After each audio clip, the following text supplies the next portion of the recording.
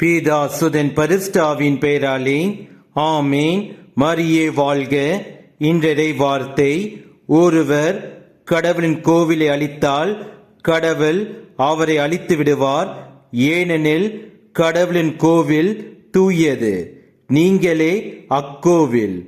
So, if anyone destroys God's temple, God will destroy him, for God's temple is holy and you yourself are his temple. 1 கொரிந்தியர் அதிகாரம் 3 வசனம் 17. உங்கள் வாழ்வில் உங்களுக்கு பாதுகாப்பு அரணாக நம் கடவுள் இயேசு கிறிஸ்து உங்களிடத்தில் இருக்கின்றார். நீங்கள் செய்ய வேண்டிய ஒரே ஒரு காரியம், தூய்மையாக நேர்மையாக எல்லா நேரத்திலும் வாழ வேண்டும். பாவங்கள் உங்கள் செயலாலும் சொல்லாலும் சிந்தனையாலும் மட்டும்தான் உங்களால் செய்ய முடியும். பிறர் என்னை தூண்டுவதாலும் பிறர் என்னை அச்சத்திற்குட்படுத்தி என்னை பாவம் செய்து வைத்தார்கள் என்று சொல்வதினாலும் பிறர் என்னை பாராட்டுவதினால் நான் பாவம் செய்தேன் என்று சொல்வதினாலும் உங்களே நீங்கள் ஏமாற்றிக்கொள்ள வேண்டாம். உங்கள் உள்ளத்தை தூய்மையாக வைத்தால்தான் அந்த இதயத்தில் நம் கடவுள் இயேசு கிறிஸ்து குடிக்கொள்வார். நாம் நமது உள்ளத்தை தூய்மையாக வைத்தால்தான் அந்த உள்ளத்தில் நம் கடவுள் இயேசு கிறிஸ்து என்றும் நமக்காக இருந்து நமக்கு ஆலோசனை சொல்வார். நம் கடவுள் இயேசு கிறிஸ்து நம்மிடத்தில் இருக்கும் பொழுது நம் வாழ்வில் எந்த பயமும் எந்த அச்சமும் நம்மை துன்புறுத்தி அழிக்க முடியாது, நம் சந்தோஷத்தை கெடுக்க முடியாது. நம் கடவுள் இயேசு கிறிஸ்துவின் உதவினால் நாம் என்றும் சமாதானத்தோடு தூயவர்களாக வாழ முடியும். இயேசுவுக்கே புகழ். மரியே வாழ்க. ஆமேன்.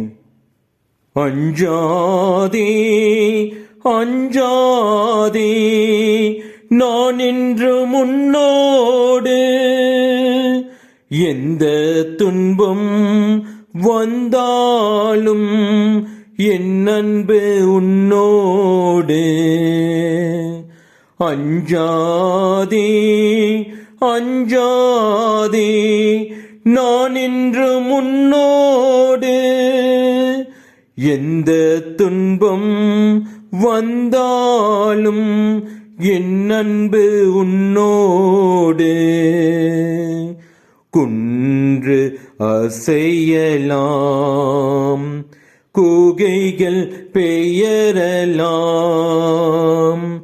உலகம் முழுவதும் உன்னை வெறுக்கலாம், என்ன நிலைத்தான் ஆனாலும் எந்தன் அன்பு மாறாது, என்ன நிலைதான் ஆனாலும் எந்தன் அன்பு மாறாது.